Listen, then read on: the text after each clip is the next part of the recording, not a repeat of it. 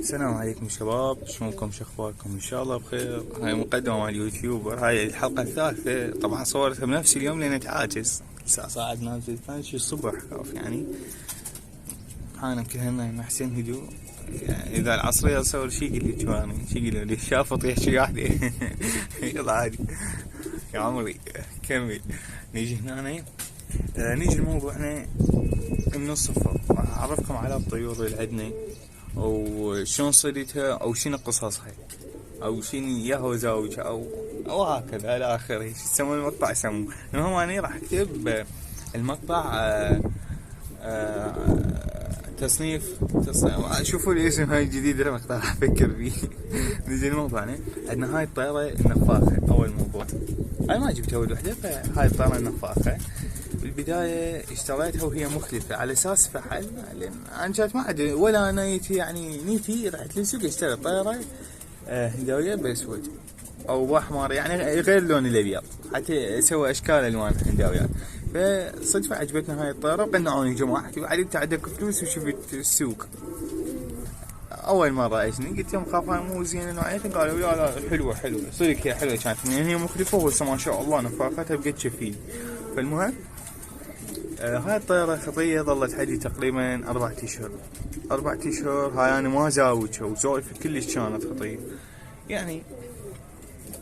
إذا طيب فحل ما يعني اروح للسوق ما القى صراحة يعني. مو قصة سعر هاي عادي، بس هي يا اخي ما جاي القى مثل ما يقول نفاخيات حلوات مستواها. هاي 3/4 لو ماكل والقى لو ما القى لو القى تلقى له مين يعرف مختلف. انا اريد فحل كبير هاي شغله لو مثل ما يقول الله شنو هذا كوي. يعني يا ساعة اقول هذا البرج راح يوقع. المهم فظلت خطية 3 اشهر 4 اشهر. اخر شي مليت قلت خاف تموت، لا سامح الله اذا ماتت اذا هاي حرامات انا كل شي ما مبزر منها. زوجتها على هذا الحلو منه اي واحد هسه يقول فرضا هذا الهنداوي الفحل ها زوجتها علي. قلت خلنا على الاقل نطلع بزره بلكي هي نفاخ. هي هاي احنا بالاثنين ربحانين كان شي مو للبيع حتى لو طلعنا هيجينات يعني خلي هندايات. طلعت بيضاتهم نفاخ تعرفون نحس مال يقف وها ايش اللي بهالدوخ. وقلت انا ما اريد اتعب الطير، ما اريد اتعب الطيور الهنداويات ها النفاخ. فسويت خليت بيضاتهن جوا الهنداويات. ذن بيضاتهن خليتهن جوا الزواجي هنا اول مبيض، وبيضة خليتها جوا بيضة مال طير النفاخ والفحل الهنداوي جواهم اللي هو هذا طلع نفاخ هنداوي. شو يسموه ما ادري تشيني بس وقت بعدها ما بصفي. هذا اول واحد. الثاني هذا الاسود شوف بالحلقة الثانية انا بسمي حلقات. هاي الحلقة الثانية هذا اهم فرق خليته جو الزواج. هاي خلصنا من الطيرة وهذول الافراخ. منين نيجي الزواج الذني. هاي الطيرة ذاك الفحل. طبعا الفحل مكتوران بترتيل لان ذيل توسخ من الضروب. وهاي شنو قصة متولد يصير التور الزوج اعطيت لنا الصاحب ما اعرف انا هذا الطير. انا ما يعني مثل ما يقول لا حبيبي ولا انا حط الطير هيك خليه يفزر. هاي فشفت انه واحد صغير وحده طيره. قلت له شو اسوي انا عندي من 5 طواير عرايس شو اسوي بالطيره. قلت له صاحبي قلت له عيني انا رايد دايات. قال لي شنو من دايات؟ قلت له زواج. قال لي اعطيك غير نوعيه اعطيك تور دايات. قلت له لا اريد زواج لان تعرفون كل زين الزواج بالزاق فول يعني. كظلتهن خليتهن ما شاء الله ما قصرن بيضين الطيور فرخين. هاي عادي يزقهن هذا الحلو هنداوي. لكن هذا المريش باحمر والطيرة رصاصية. ذني طبعا خوات هاي الطيرة والهنداوي هذا المريش. فاني بالبداية اشتريت هنداويات اللي هو هذا الطير المريش وهاي رصاصية. واشتريت وياهن طيرتين ما اعرف عشان انا مخاليف الناس كلش صغار. زوج مخاليف زوج فرخات. واشتريت طيرتين بيض عبالي على اساس الزوج طرف على طرف. انا بدي اطلع وياهن فحل 3 وغير فحل. هذين اشتريتهم وفرخن زوج بيض زوج تك مريش باحمر وتك ببيض. وفرخن هذني زوج وتك هم بيض. خير من الله ما قصرت. عدنا هسه خلصنا من الهنداويات، عرفناكم عليها. بين جاهزات وبين خطيه جاهزات وما عاد متحله. هذا قلت خليه هندايات، هذا ما صاحبي والله هم طاني اياه. عم الله هاي قلت له والله انا عندي 5 عرايس وهاي، هو ما يجني عرايس يعني عنده بس تور. قال انا صرت واحد ما زينه بس ما تعرفه اربيلي هنداوي مضرب. هو يا عمي يجيبه انا ما افرق من هذا، لا مستحيل. هذا كل ما يفرق هو هاي طيرته اكسر البيضات واخلي جواهن يا اما ابيض نفاخ يا اما ابيض هنداوي. تمام هسه يجين واحد يقول ليش ما مفرخات النفاخ؟ ترى باعوا. هذا الفحل النفاخ جبته صار لي تقريبا اسبوع، خليته وياها بالبدايه طيحت حظه يعني خليه وياها نص ساعه القى رجلي كلها دم. ما ادري ليش ما ترى عمره صغير هو يعني على تو جهز يعني تقريبا عمره هذا يطلع الفحل 7 اشهر 8 اشهر. اما هاي لا تقريبا سنه، تقريبا سنه. فبالبداية هسه ظليت يعني اسبوع هذا يعني اول يوم كتلته طلعته خطيه نهيته موتته. ثاني يوم خليته وياها لقيته ضعفان سو انه تعفتهن قلت لا انا اطلعها. لو سويت كضيتها وخليتها وياه زافت كلش عفتها اسبوع بدون هذا. فحل زافت كلش كان زوجها الهنداوي كان زوجها هذا المضرب ما ادري يسمونه اربيله انا اسميه. المهم زافت كلش وعزايا طبقتها ويا هذا. والله هسه ما ادري كم زوجات بس متوالفات يعني بداية طلعتهم صار تقريبا اسبوع ما طلعت من الثانية شوية اثنين طلعت من غير منهم جو. وهكذا ذيك الطيرة عندكم ذيك الزاجلة وخر متوخر اخر خلقتك. هاي الزاجلة خطية صديتها شو اسمه. انا طبعا ما عندي لا شقف ولا مثل ما يقول شو يسمونها هاي اطير اللي يطير وينزلن له. لا انا كلهم 3/4 لا 3/4 كلهم مقاصيص. هات تشوفوا كلهم مقاصيص. عندي كم بس هذا لانه فراخ تعرفون الفرخ بس ينجر بعد يتمرض ينزل دم وهاي.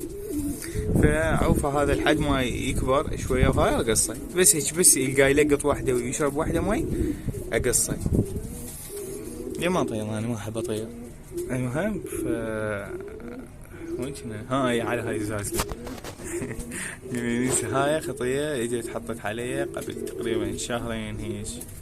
المهم هاي الطيره هلا خطيه رجلها مكسوره. انا صديتها رجلها مكسوره. هسه قلت هاك مشت حيلها لا والله نزلت ذبيت لها اكل طبت بالبرج شوي رجع الزوم طبت بالبرج واني بس سديت عليها الباب لقيتها رجلها مكسوره. هاي خطيه فما استفادت منها. اول شيء انا عندي هواي نثايه تقريبا 80% من السطح هذا نثايه وفرخات والبقيه 20% افراخ فحله يعني تقريبا يطلع من هنا يمكن 4 إلى 5 فحله بالزايد. البقيه كلهم 15 16 واحد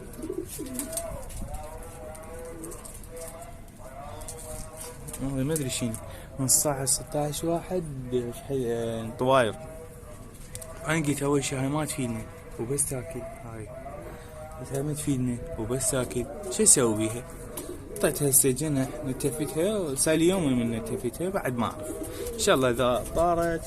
انا واحد ما اعرف اخرج اصلا ما اريد اخرج ولا شيء بهالدور هذا. فسويت اني نتفتها وقلت اذا طارت خيرنا على خير الله يرحم حالها. بس اذا بقت تسوي اذا تخرجت وهاي بقت يعني اذا اسبوع اطير بيها ماكو واحد قبل تطي جنح والطير غلط. لازم الطير شوي يتعلم يصعد يتعلم يصير روحه اول شيء. شوي يعني تقريبا خليها اسبوعين اذا طول الجناح اسبوعين تصعد وتنزل ذاك الوقت اطيرها. احاول اطيرها اذا راحت خير على خير ما راحت ابقيها واقصها واعطيها واحد من جماعتي او يعني حتى ما ياخذونها لان رجلها مكسوره بس تاكل. وهو ثاني شيء عمرها مبين ب5 سنين 6. ما بجربها صراحه بالتبزير هاي بس يعني ذاك طوين نتفتي انهم اطيره حال سبيلي. بس عندنا ما تفجر هواي قليل. عندنا هاي ما ادري شنو بصراويه ما ادري شنو صح. وقال لها خوش طيره تبزر. قلت له عمو شو اسوي بالطوائر عندي طانيها خطيه ويا هذا الفحل. المهم طاني اياها قال لي هاي خلي هدايات. هاي قلت له شو اسوي عندي هاي طوائر. هاي جت هديه بعد سنه هذول افراخ، واحد فرخ طيران نفاخ، هذا الاسود طيران نفاخ، وفحل هنداوي ابيض، وهذا فرخ مال فحل هذا الهنداوي الاحمر، فرخ مال هنداوي ابيض مريش باحمر، وطيرة هنداوية بالاج رصاص. عندنا هنا هكذا هاي على قد الحال. يوم اعطينا خبز، يوم خبز يابس وصمون مكسر، يوم شو اسمه ماي، يعني شنو ماي، يعني خبز يابس وكم نخلط يوم، ويوم اعطيني مخلوط كذا. انا ما استفاد منه صراحه، بس هيك يعني ونسي اكثر شيء. لا دير بالك واحد يجي كمشروع مال طيور وهاي ترى ما لها فايده صراحه. انا صار تقريبا سنتين، لا والله من 2018 يعني، بس يعني شنو ان 2018 بدايتي. بعدين احكي لكم القصه مالتي، خلي شيء اجسر لكم تفاعل. صدق اذا وصل هذا الفيديو لايكين جابنا ننزل حلقه عن قصتي ويا الطيور، تمام، بدايتي ويا الحمام. خوش لايكين بعد كم يوم، بعد كم شهر، وتذكروا كلامي، بعد كم شهر من اطيش وكذا، ذاك الوقت شو اسمه ضحكون على المقاطع واقول لكم لا اريد 50,000 لايك. يلا عادي، تفاؤلوا بالخير تجدوه حتى لو كل شيء ما عندك. الحمد لله على الاقل حال ما مثلا مشترك واحد هم انزل له مقاطع خليه يتونس. وهاي ترى من انت الذيله، ترى هذا الذيله مو هو مال هنداوي، لا هذا الذيله مال عادي، يعني شو ما زواج هاي شيء عدل، شو ما نفخه عدل، مو ايش. هذا اربيلي مضرب هنداوي، ما تعرف اربيلي مضرب زاجي، المهم هديه مع صاحبي صايد، كتب عليه قال لي هذا اشتريته لاخوي وانا عندي تور، وهو اشتراهن ب10 هن وهي وطيرته كذي، لا طيرته لا هو صايدي. اذا شوف المقطع وانت سعيدين انا قايل لك اياها بوجهك ما احكيها وراك.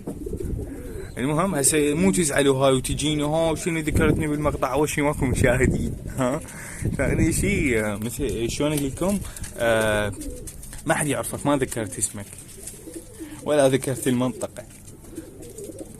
يلا عيني خلصنا القصة مال الطيور ذني وعداتهن وشلون جهزين واسمائهم. اسمائهم ذيك مستر نفيخة، وهذا نفختون، عندكم هاي الطيرة سندريلا، ذاك طويرني، هو طويرني بعد، ذيك الكسيحة ام رجل المكسورة.